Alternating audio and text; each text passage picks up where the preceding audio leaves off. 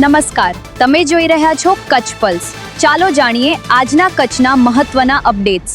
સૌપ્રથમ ખેડૂતો માટે સારા સમાચાર. કચ્છના અનેક વિસ્તારોમાં ચોમાસું હવે ધીમે ધીમે ગતિ પકડી રહ્યું છે. હવામાન વિભાગે આગામી દિવસોમાં વધુ વરસાદની શક્યતા વ્યક્ત કરી છે, જેના કારણે વાવેતરને વધુ વેગ મળવાની આશા છે.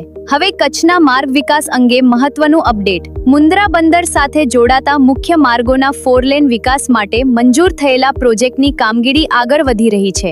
આ પ્રોજેક્ટથી ગ્રામ્ય વિસ્તારોની કનેક્ટિવિટી, ઉદ્યોગ અને પ્રવાસનને લાંબા ગાળે લાભ મળવાની અપેક્ષા છે.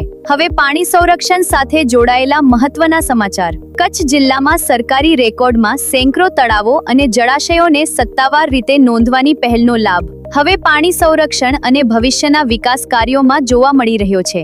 આ પગલું પાણીના સંગ્રહ અને ગેરકાયદે દબાણ અટકાવવામાં મદદરૂપ બનશે. અને છેલ્લે દરિયાકાંઠાના વિકાસ અંગે સકારાત્મક અપડેટ. માંડવી અને આસપાસના દરિયાકાંઠાના વિસ્તારોમાં પ્રવાસન સુવિધાઓ અને કનેક્ટિવિટી મજબૂત બનાવવા માટે વિવિધ વિકાસ યોજનાઓ પર સતત કામગીરી ચાલી રહી છે.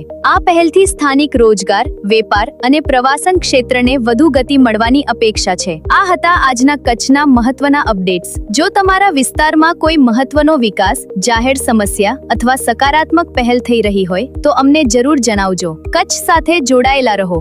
કચ્છ પલ્સ.